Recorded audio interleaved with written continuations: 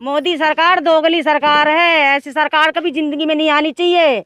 हमारी तो कॉलोनी में मोदी आ जाए तो लेडीज है, जेंट्स की जरूरत नहीं है। लेडीज है इतनी माला पहना है चप्पलों की, जूतों की, कि वो उसके गले में रुक नहीं पाएंगी। इतनी माला पहना कि बेटी बचाओ बेटी पढ़ाओ, यही बेटियां लेके बैठे तो हैं रोड पे, जवान बेटियां ले लेके रोड पे बैठे हैं। मेरी 22 साल की लड़की है, गोद भराई कर दिया है। रिश्ता मेरी बेटी का पक्का हो गया। यहाँ हमारा पूरा गांव हमारे साथ शामिल था हमारी बेटी की गोद भराई में। रिश्ता पक्का होने में आज हम लड़की लेके किराए पे रह रहे हैं।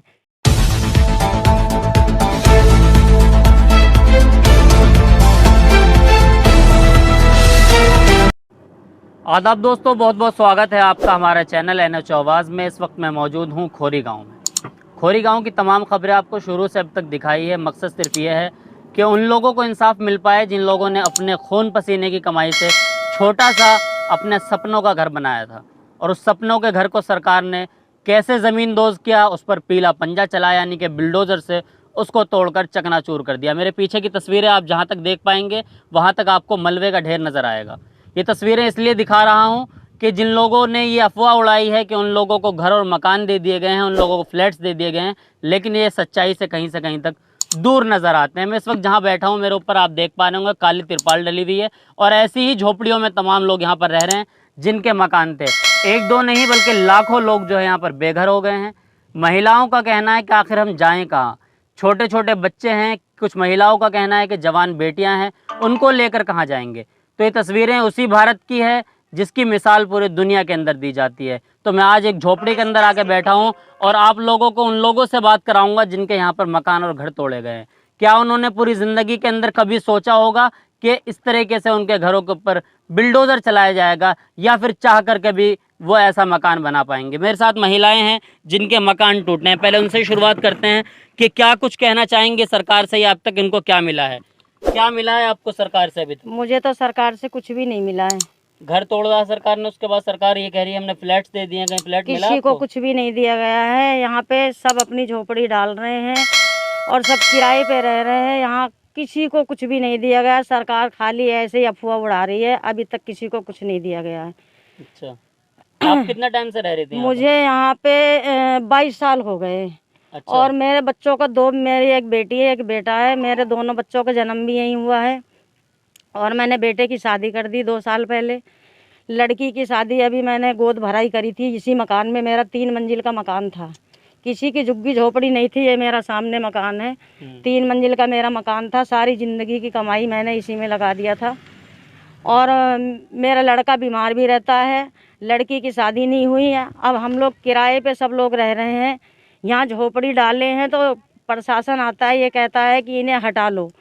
परसों प्रशासन आया है, यहाँ SHO की गाड़ी आई है और एक रिक्शे में अनाउंसमेंट कर रहे हैं कि अपनी झुग्गी झोपड़ी हटा लो। कहाँ जाएं हम, बताओ आप। हमारे बताइए कि कभी आपने सोचा था कि आपके मकानों को इस तरीके से तोड़ा जी जाएगा? नहीं, कभी भी नहीं उम्मीद सोचा थी था। आपको ऐसी? कभी भी हमारे इधर तो कभी बिल्डोजर भी नहीं चला है। जब भी बिल्डोजर चला 3 बेरी उधर सरदार कॉलोनी में चला, इधर कभी कोई भी ऐसा नहीं हुआ है। कभी किसी का एक भी मकान नहीं टूटा। कभी प्रशासन यहाँ कभी ऐसा कुछ नहीं हुआ। पुलिस यहाँ पैसे लेके जाती थी, MCF वाले भी पैसे लेके जाते थे, वन विभाग वाले भी पैसे लेके जाते थे। और हमारा मकान जो है कि मतलब दिल्ली में था, मीटर भी लग रहे थे हमारे, और मीटर लगे हुए मकानों को उन्होंने ढाया है। 3-3 मंजिल के मकान ढाया है, बर्बादी किया है हमारी कॉलोनी के साथ। हमारी कॉलोनी के साथ धोखा हुआ है, बहुत बड़ा धोखा हुआ है हमारी कॉलोनी के साथ। हर औरत हर बच्चा रो रहा है। बद्दुआ बहुत बुरी लगेगी। जिसने भी ये करा है ना, इसमें बहुत सियासत हुई है, राजनीति हुई है। ये बहुत गलत हुआ है, या नेता लोगों ने करवाया है। आप ये सोच लीजिए, बहुत गलत हुआ है। बहुत वीरान हो गए हैं, लोगों के घरों में खाने की नहीं है। अच्छा, कभी चाह के भी आप अपनी ज़िंदगी में ऐसा मकान बना पाएंगे कि कभी नहीं बना पाऊंगी, कभी नहीं बना पाऊंगी। मैं तो अपनी झोपड़ी के लिए तरस रही हूँ। मेरे पे तो तिरपाल भी नहीं है कि मैं अपनी झुग्गी डाल लूँ। देख लीजिए, ये मकान की ईंट मैं साफ कर करके रखी हूँ। मेरे पास इतने पैसे नहीं है कि जो मैं तिरपाल लिया करके डालूँ। ये हाल हो गया है। बताइए, प्रशासन को ऐसा करना चाहिए। जब बस रहा था, जब ये प्रशासन कहाँ था? बिल्कुल, आप बताइए, ये प्रशासन कहाँ था? प्रशासन को क्या जानकारी नहीं है? ये थाना ये रहा पास में। इधर दिल्ली की पुलिस आती थी पैसा लेने के लिए, इधर हरियाणा की पुलिस आती थी पैसा लेने के लिए। जब मकान बनते थे ना, एक लिंटर पे 50-50 हज़ार रुपए जाते थे। अच्छा हाँ, हमने अपने हाथों से दिए हैं।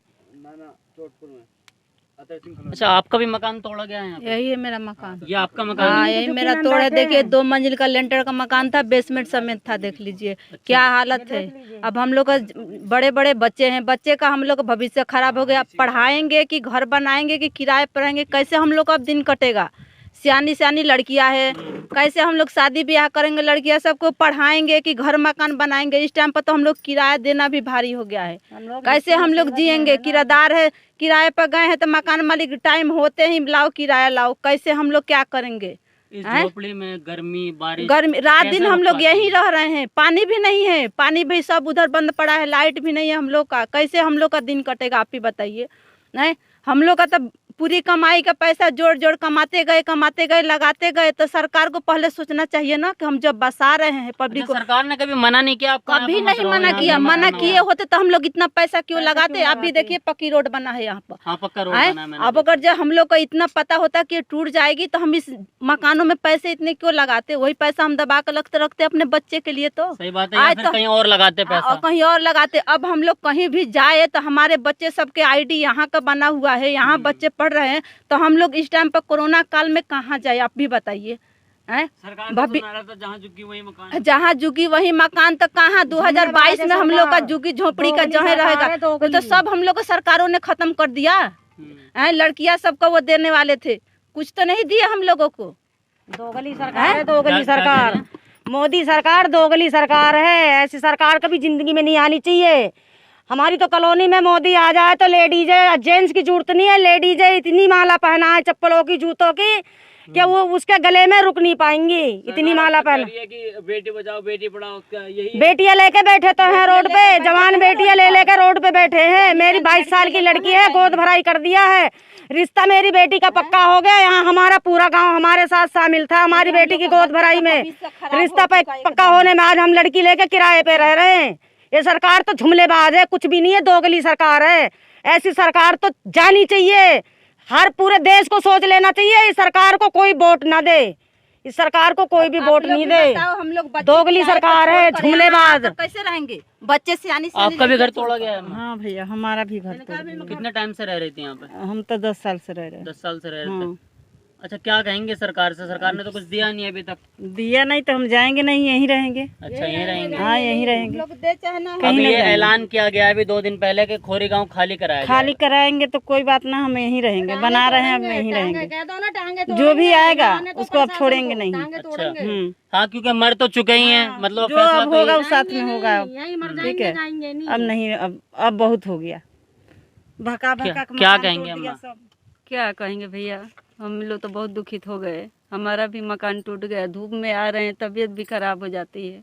यहाँ बैठ गए छाये में, क्या करेंगे बताइए।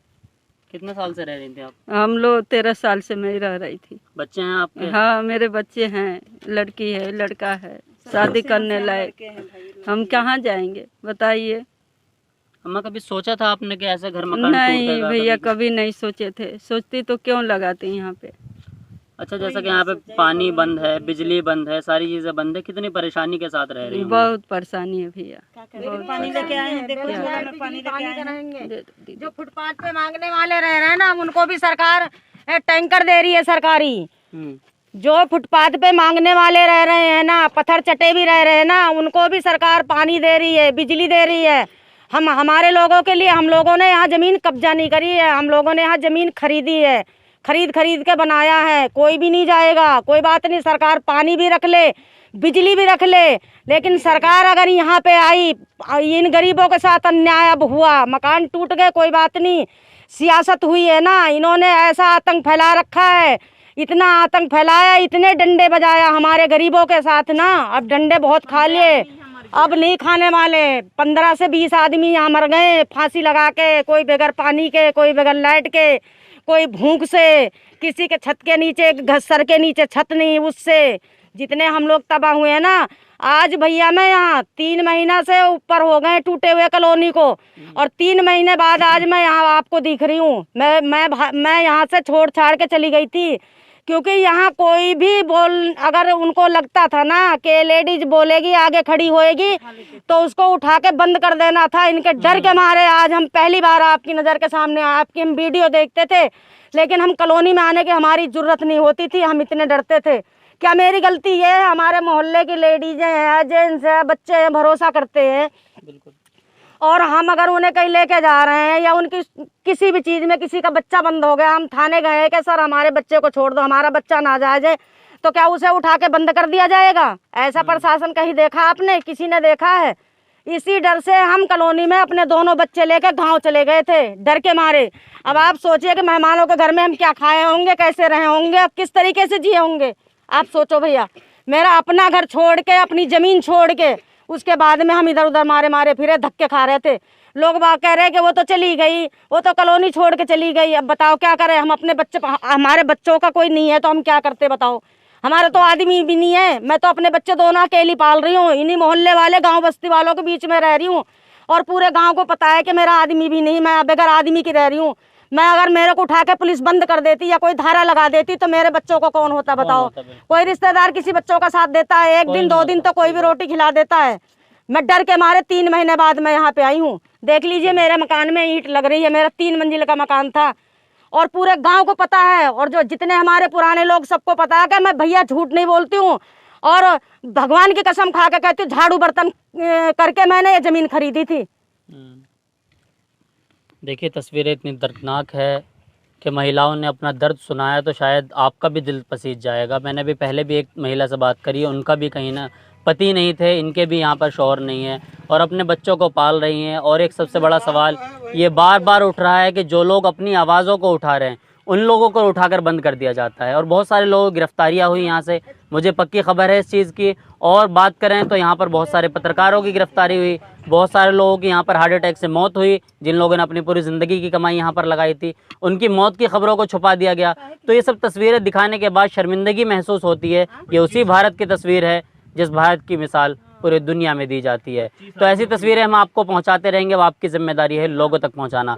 कैमरा पर्सन फरमान के साथ में मोहम्मद जफर, खोरी गांव, फरीदाबाद, हरियाणा।